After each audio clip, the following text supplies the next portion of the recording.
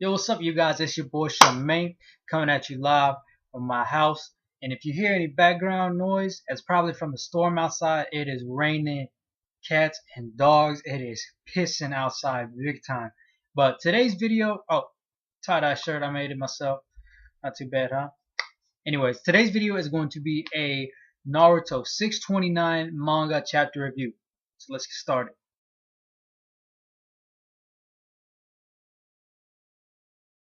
Okay, you guys, let's get started. But before we do, I'm not fully ready. Give me a second.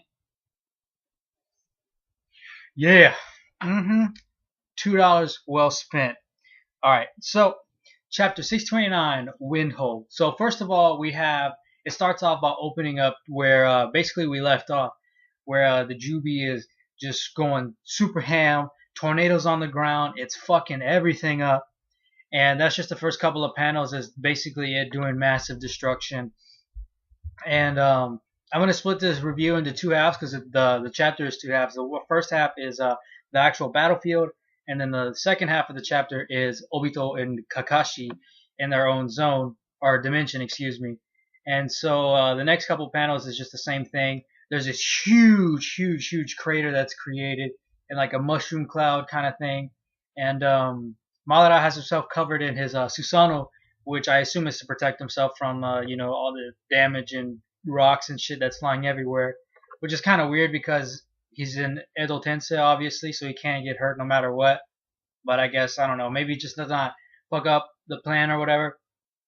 And so the next panel, Madara says, I'm sure this was enough to clean up a bit, meaning like, get a lot of people killed, get rid of a lot of, nuisances. But then we see everyone's still in the, like the Nine Tails, the QB Chakra cloak, and everybody's okay. Like Choji and Hinata are saying, oh damn, he saved us again. So they're all good. That whole weird ass big fucking tornadoes, whirlwinds, hurricanes and shit on the ground didn't really hurt anybody. I mean, it might have hurt somebody, but it definitely wasn't shown. But yeah, Naruto protected everybody again with the cloak. Excuse me. And on the next panel is this thing takes forever. It's a full panel of Naruto kind of leaning over a bit. Some of his clothes are ripped off. His chain mesh armor is still on, but he's bleeding. He has a wound on the side of his head, and his arm's bleeding a little bit. And he says it's not working. It's not working. So shit's happening. He's getting a little bit worried. No one really can protect themselves. Like that's just straight up. And then the next panel we have, it's a pretty badass picture and drawing, I think. Basically you have Naruto and it's like his cloak is dissipating, and you have the 1 through, let's see, 2, 3, 4, 5, 6, 7. You have the 1 through 8. Actually, you have the Jinchurikis from number 1 all the way to number 9, excluding B. And it's a picture of them in the background and him in the middle, and he has his cloak, and then it kind of zooms up to his face. And in the background, you have basically the Sage of Six Paths, like shadow, his silhouette with the Rinnegan eyes, and Naruto's facing the Jubi, which it's kind of like reminiscent of the original battle with the Sage of Six Paths and the Jubi, where he splits every one of them up into making the nine-tailed beast. So basically, to me, this confirms that Naruto is the Sage of Six Paths incarnate. If it doesn't, then I mean, what the fuck is he? He's not just some kid. He's a child of destiny and shit like that. So I feel like this basically says, all right, he's Sage of Six Paths. So I believe he's probably gonna get Rinnegan sooner or later before the damn series ends. Okay. So on the next panel you have the Jubi, which I think this is kind of interesting. Correct me if I'm wrong, but I don't remember any other Bijou making a hand seal, a hand sign, seal, whatever you want to call it. He puts his hands together, and it's like actual, like, they look like real hands, not claws or whatever. And he puts them together, basically initiating some sort of jutsu or move or technique that he's about to do. And I don't remember seeing that ever from any other Bijou, actually forming a hand seal to be able to do something. I thought that was pretty cool, to be honest. And then lower down, or the other half of the panel or page, is as Naruto's still like hanging over, he's panting, And then there's two pictures of some allied shinobi, and the cloak is dissipating. And one of the guys says, like, it's vanishing right here, because Naruto is not he's not in QB chakra mode, he's not in Biju mode. Sage mode ain't really gonna help shit to save anybody. He's in regular mode, Uzumaki Naruto, chilling, kind of base mode. Now I feel like a shitload of people are gonna start dying. A shitload of people, because for the longest time, for the last couple chapters, it was because they had the cloak on them that protected them from everything. Naruto ran through the whole allied forces, touching people, and they had the cloak around them. And then now that it's gone, and then now that a couple chapters back, Kurama said that I need time to build up my chakra, and it's like gone now because he's in regular base Naruto mode, not mode, regular base old Naruto, plain Jane, and now he doesn't have enough time, or he's not gonna have enough time to build up his chakra to go back into Biju or QB chakra mode to go ahead and touch everybody else and give them to him. So I feel like a lot of people are gonna start dying. I don't know if any of the rookie nine are gonna die. I'm pretty sure. I mean, I would figure they're all. I mean, they're probably Jonin level, I guess you could say, but they're all still kids, compared to everybody else. But excuse me. And then lower on the bottom page, Madara says, this was the most you could do. As in talking to Naruto, I've already found something else to enjoy. I'll get you out of here. Basically, like talking shit to him, like that's all you can do, motherfucker. Being the QB, Jinchuriki, the most powerful Biju. And then the next page, you have a bunch of allied shinobi standing right in front of Naruto. And Hinata's like, everybody, let's join our forces. And Sakura's there. She says, I'll heal you. And she's going to help Naruto get back, recover from some injuries. Everyone's standing in front of him. They're all lining up, I guess, for maybe an attack or just to help Naruto recuperate for a little bit. Maybe like, I'll take over for you kind of deal. And that's the first half. That's the first half of the chapter. It was just the Jubi, finishing up his really weird, weather control kind of thing. I can't remember the name of it. It's on the name of the last chapter. Let me see if I can find it real quick. No, it's not from here now on, but it's like, I don't know, fuck it, whatever. You know what I'm getting at. But that's the first half of the chapter. The cloak, basically the highlights where the cloaks are dissipating. So Naruto's running out of any type of QB chakra. I feel like from then on now that a lot of people are gonna start dying. One thing that they didn't show, but I feel like it's gonna happen sooner or later, is because the Jubi formed the hand sign. I feel like he's getting ready to unleash maybe another one or another jutsu of a type, or a grand type, and now we have people lining up maybe for a big attack or something of that nature. So now we're moving on to the second half of the chapter. Now we see Obito and Kakashi coming out of the hole that they both worked themselves into, and they both fall on each other's sides. And Kakashi springboards up. That motherfucker was ready, and so he charges and he's lunging, and Obito's still falling, or he's already hit the ground, and he's got his Raikiri ready to pierce that motherfucker. And then he's lunging, and then he stops. He fucking stops. This thing was ready to KIA, goodbye bitch, teabag, Halo shit. But no, he stops. I don't understand that. It was, when I first read it, I was like, what the I was like, this motherfucker was right there. And he just looked like, in the panel, Obito does not move. He's like sitting back and is just kind of like looking at him like, what the fuck? And then Obito even says, he's like, you're still hesitating. You've had, and this, when I read this was kind of shocked me. Obito said, you already had a few chances to kill me so far. And I'm thinking, wow, really? Like Obito has basically admitted that you could have killed me 1, 2, 3 times before, leading up to this point. And right there, I thought Obito was kind of a little bit higher than Kakashi, just because he's Madara's underling. Like, I mean, it's hard not to be fucking super powerful and smart and, have these intangibles and stuff when you train under the greatest Uchiha who's ever lived. So when he said that, I was really surprised. I was like, wow, maybe he's not that up there? I don't know. And he goes on and they talk. That's basically what they do for a while.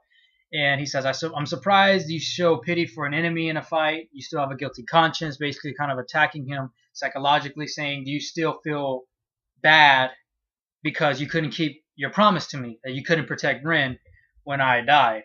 And that's what he's kind of attacking him. And then Obito says, are you trying to convert me? And Kakashi goes on about, he's like, dude, let's quit this, man. Your dream was to become the Hokage. Naruto's dream is that y'all are exactly the same when y'all are little kids. Naruto says all the same shit that you said when you were a kid. And he's like, you know that you see yourself in Naruto, but why are you constantly trying to get at him and slander him and stuff like that? And he says, I'm sure you can understand his feelings. And Kakashi ends with, you can still go back to like to be like how the things were in the past, to be like your old self. And then you have Obito's laugh, and I'm like, ooh, this motherfucker, like, it's creepy, but it's good. He's like, this motherfucker, and he's like, that's exactly. He's like, exactly, because I can understand Naruto's feelings, that I want to listen to what he thinks and completely deny it.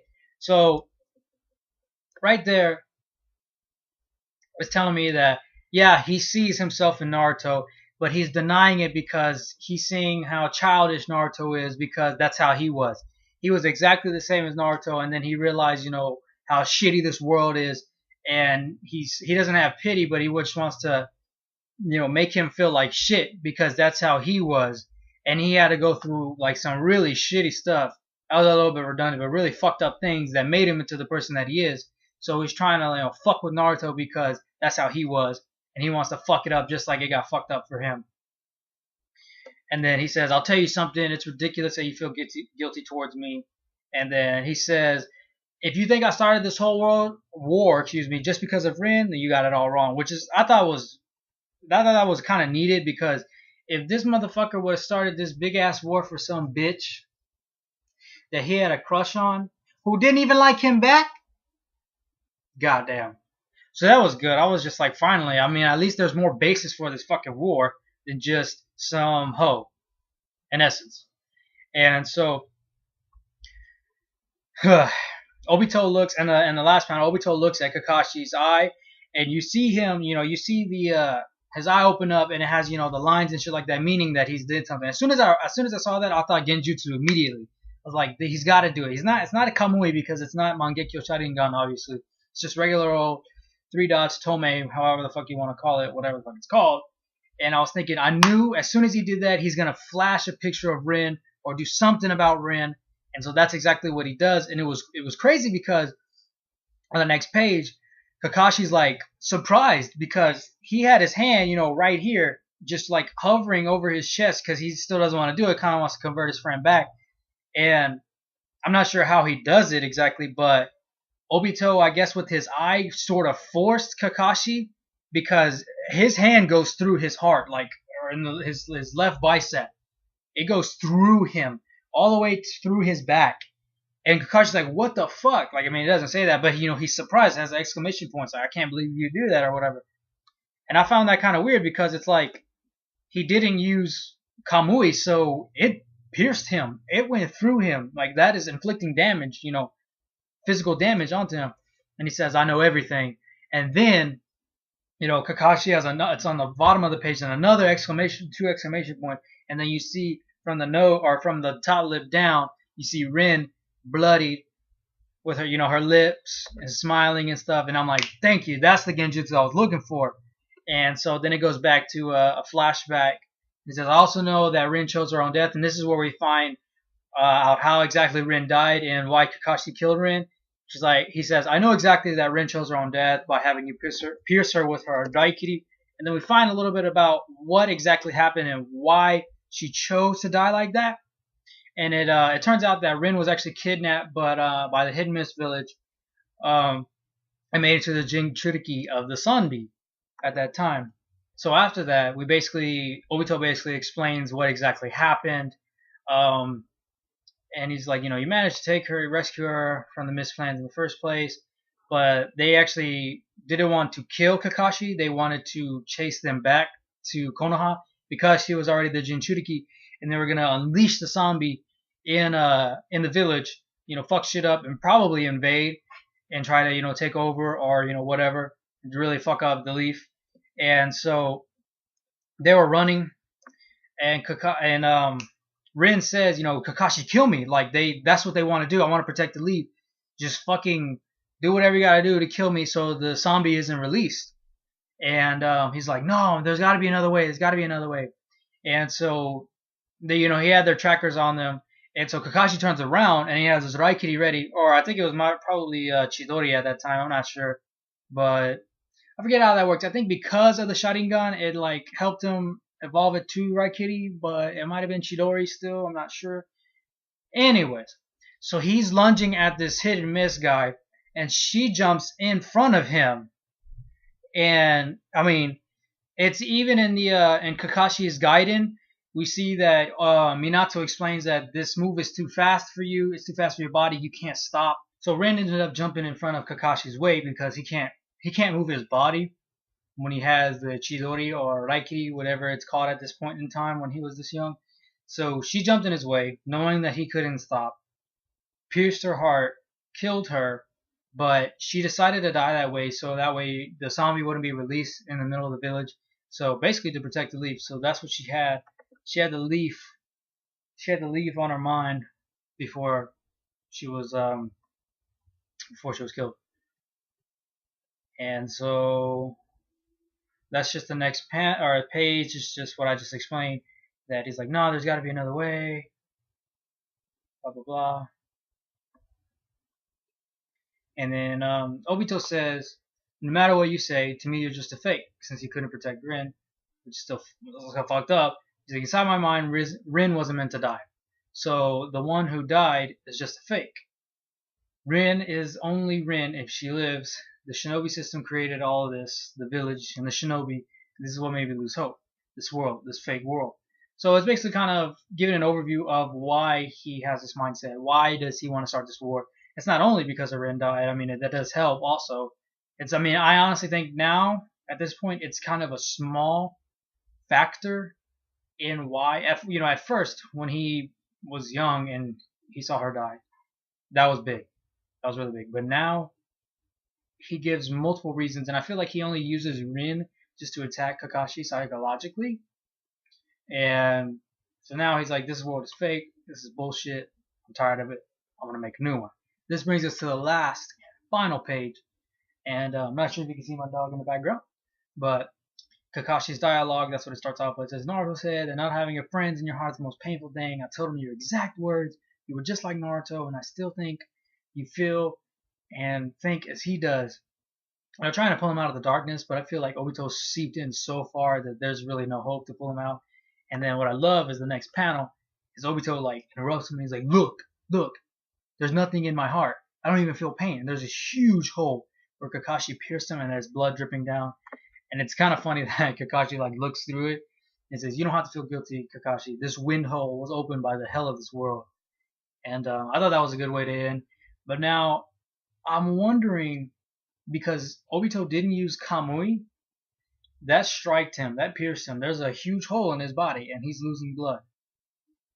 If he did have a heart and it crushed it, he has to die like next chapter. Because even from like, a human standpoint, if your heart is crushed, you're not going to survive a minute. Like you're going to bleed out. You have nothing to pump up blood and oxygen and whatnot. So you're going to die. He has to die if that was his heart. But one thing that I thought, I was talking to a friend of mine, is this is kind of like far-fetched, but since half of his body, the crushed half, is Hashirama's cells, I'm wondering what if it fully integrated into his body and kind of took over, and the fact that he just lost his heart, or if there was no heart there at the beginning, that he still has enough cells in him, because obviously Hashirama's cells are extremely powerful, help you heal. That's how half of his body was created. So what if they're completely integrated into his DNA? The fact that even though he sustained such a heavy injury, it's going to still heal him back to normal. I thought that was going to be interesting. But that brings us to the end of this manga review. I thought it was a pretty good chapter. I would say probably 3.5, 4 out of 5. It was nice to see how Rin actually. We saw how she died, but it was nice to see why she died, and it was nice to see that she actually decided to protect the leaf, and it wasn't just Kakashi killed her for no reason. Which, I mean, if you thought that in the first place, you're a fucking idiot. But moving along, the Jubi's going ham still, formed a hand sign, so I'm wondering if that's going to lead to another big jutsu in the next manga. Obito's death? Hmm, that's a fair question, I believe. Um, I'm going to come out with another video, and it's going to be Naruto 630. We're talking about previews and discussions, and then obviously next week we're going to get into a manga review. So I think that just about wraps it up. The one thing that I forgot to mention is that, just in case some of you don't know, or you might be asking yourself, how does Obito know about Rin, and how does she decide to die and whatnot? You also have to remember, by going back, that Obito actually controlled the third Mizukage, and so I'm pretty sure he gave that order to abduct her and turn her into the Sanbi, or not turn her in, but make her the Jinchuriki of the Sanbi. So, just in case you didn't know, since he was controlling the Mizukage, he knew everything from the hit and miss standpoint in their actions that they carried out, which I believe is another reason why, or this, not directly this, not because he controlled the Mizukage, but this is kind of unrelated. We saw, way back when Kisame and Obito first confronted as the masked man, and he said, when he pulled the mask down, and he said, "Oh, it's you," like, "Oh, it's you're that motherfucker."